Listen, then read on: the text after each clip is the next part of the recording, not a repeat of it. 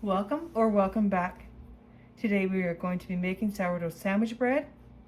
We will be using just our sourdough starter, which has been fed twice. Let's begin.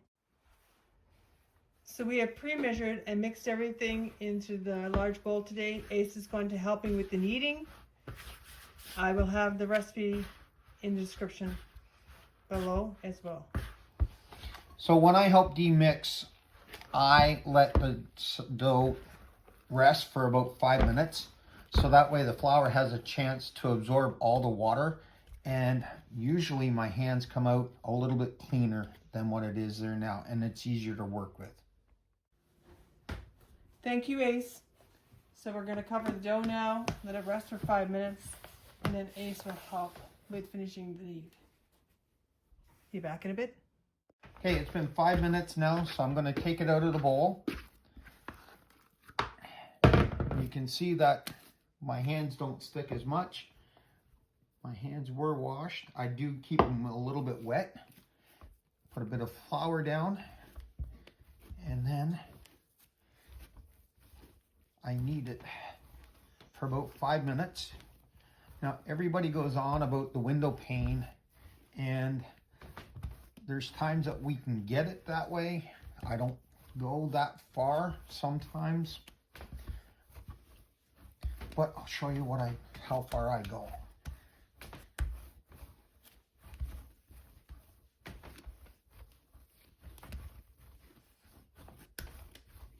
See, this is why I let it sit, because my hands stay pretty clean.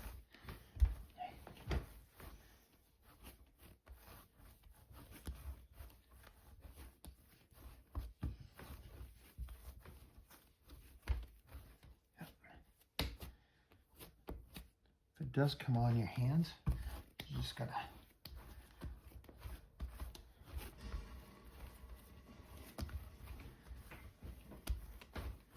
here. And you can see it is a bit sticky.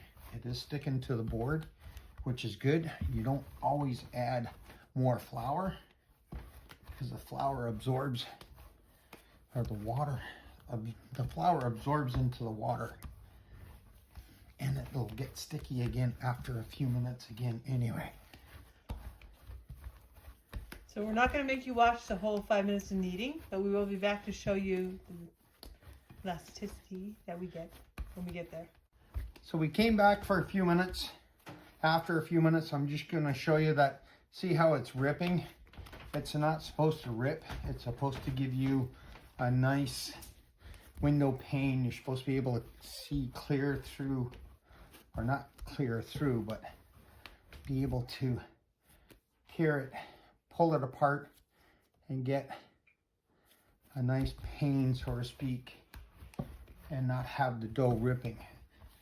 From what I've been told, it gives you stronger gluten or whatnot. And now there is times that I do add a little bit of flour, not much, just to help it out. But you can see the smoothness of the dough coming along. So I got another few minutes left to do this.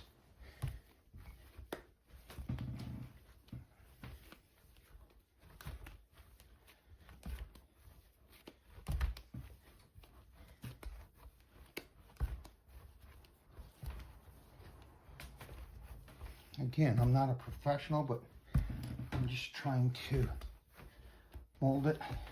Growing up, I was always told to knead your bread this way. But I did see one guy say, oh, you don't have to push hard, you just try moving it around.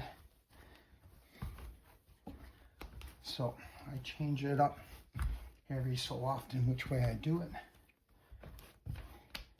But you can see it's starting to get smoother. Still sticking a bit on the table.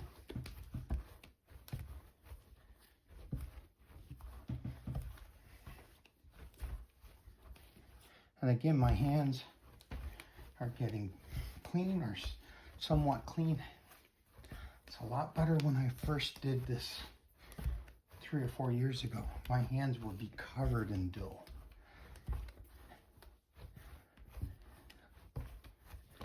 Other people say that's the bread hands that's coming out. Being able to hold the bread or touch the bread and not have it stick to your hands. Very much.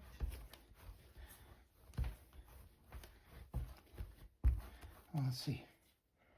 See, it's not ripping as much. It is ripping, but it's not ripping as bad as it was.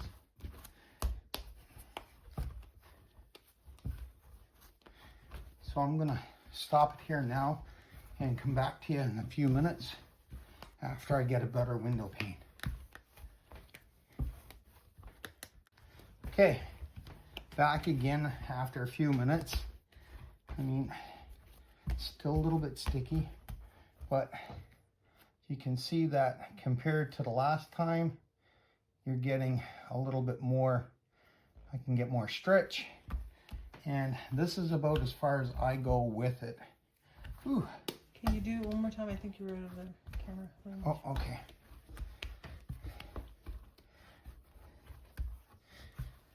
Sorry guys, we're still learning, as you know. So just give me a second here now. Now, it is still a little bit sticky. Where's my flour gone? So, as I said, don't use much. And see how sticky my hand is. But if you just go back into it, you don't need much flour. We just got a sprinkler. And then you can see that it's pretty good. You can get the smoothness. But trying to get it so that you can see that before it was ripping, it's still ripping a bit, but you can get the clearness of it. And that's about as far as I go with it. Now we're gonna put it into a ball. Now I'm not great at making a perfect ball. Some people go like this, like that, and like that, and whatever. Again, I'm not a professional. What I do is get it into a round, try moving it around, and I can see the stretchiness of it. And that's it. And then I take a bowl that degreased for me already, flip it up, and flip it back around, and then I always bless it. But anyway, that's it. That's the way I do my dough kneading. Okay, we're going to put it to rest for a little bit and we'll be back. Thank you. So it's been about 2 hours actually today. It's risen and I'm just going to knead it down right now and then we'll put it back to rise again.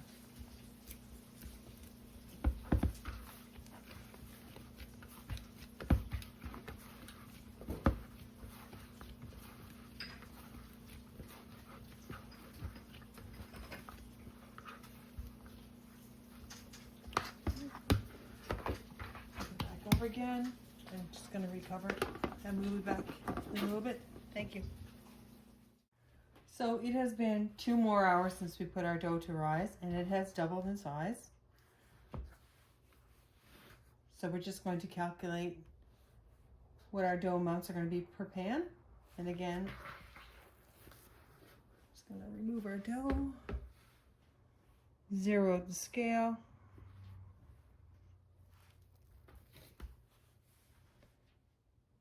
And our total dough weight is going to be 1986, so we're going to divide it by 3. Well, 1985, 86. My scale's a little bit finicky. And we're going to divide it by 3, and that'll be about 660 per loaf. Zeroing out the scale again. This is the last piece of dough. Okay, 660, 661. And get this out of our way. We're going to pre-shape our dough as we did in a previous video as well.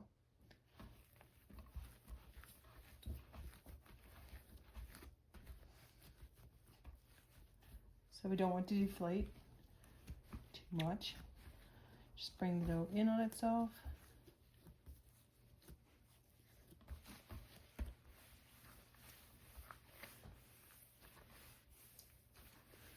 pull the dough towards you.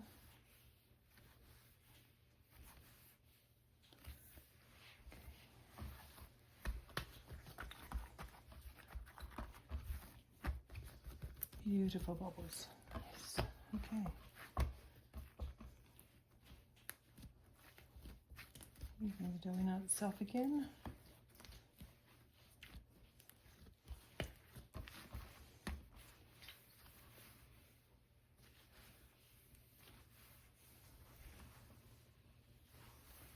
Hoping you guys can have a better view of this time. One of the subscribers let us know that our camera should be turned on a different angle, get a better view for you. So hopefully that has improved it, and thank you to that subscriber.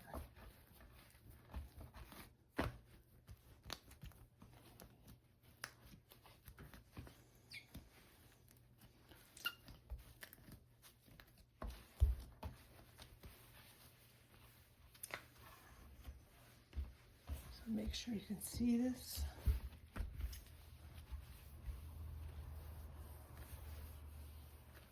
And again, it's just the pre-shape, so make the dough easier to work with. And we could do our loaves. So we're just going to cover it up again. Give it 15 minutes and we'll be back. It's been 15 minutes. Just going to uncover our dough. And we're going to get ready and do the final shape to go into the pans.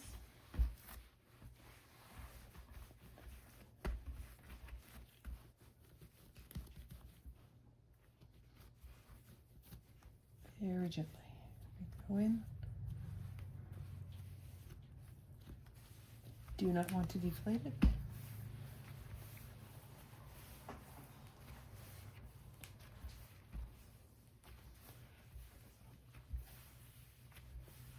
Okay. So again, this is just how I do it. You're going to find your own way to do it. If this can help anyone, that'll be great.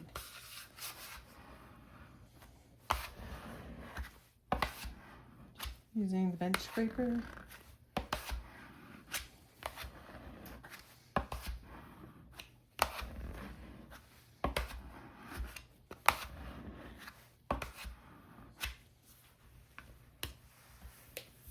Actually really nice today. So put the dough right into our pan.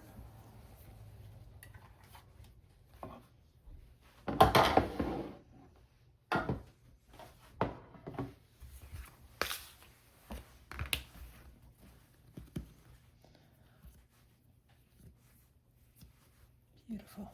Okay.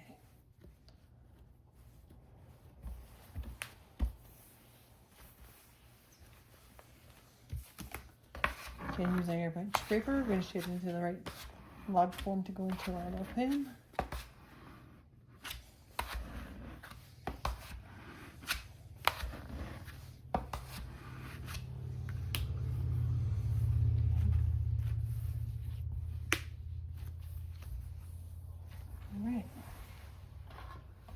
And the last one, very gently.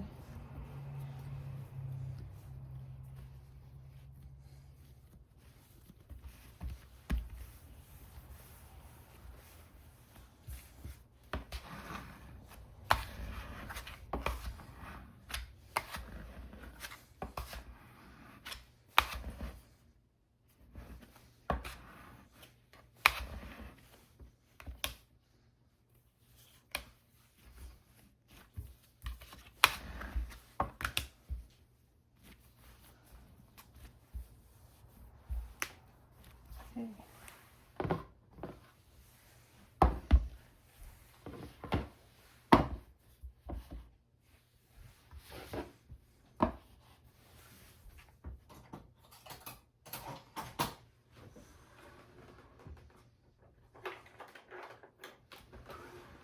Again, not too worried about the little bubbles, but we just use our little knife. Get out any of the bigger ones.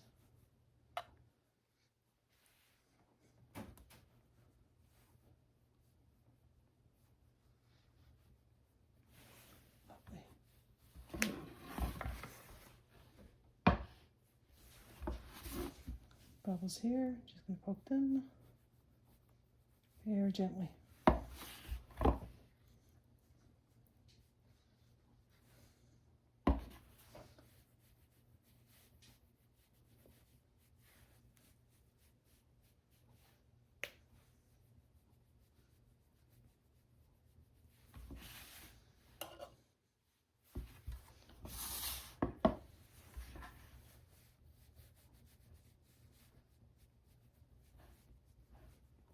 Okay, looking really good.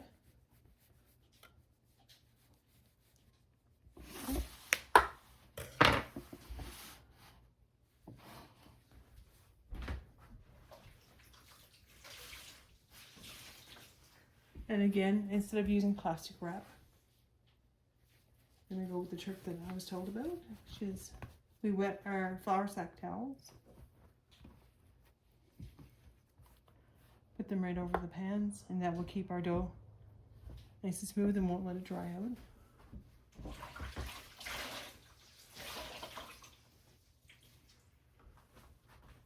Right, there we go. And now we will wait for the rise till it doubles over the pan, and I will be back to show you that. Thank you. 4 hours later, and here we are. Just going to score the bread, and then it's going to go right into the oven for 35 minutes on 368 degrees.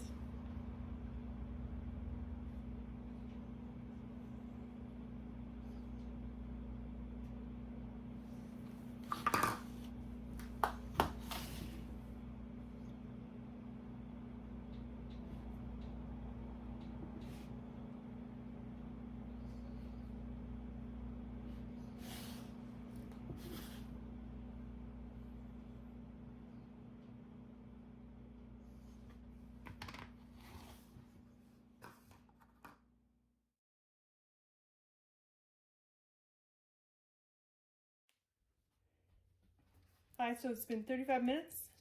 Our bread is nicely browned. So, as a comparison, you can see that these loaves are pretty much on par with the previous video for the easy sourdough sandwich bread. So basically, it just takes a lot longer. Instead of the 4 hours like we have with the other loaves, this one added on an extra 4 hours, so you're going to need the day if you want to do it this way. I hope you will give it a try. Now, we don't usually butter our crusts because we like it a little bit crunchy. But if you want it soft, again, you'll just want to butter them, and that will soften it up for you. Hope you enjoyed the video. Until next time.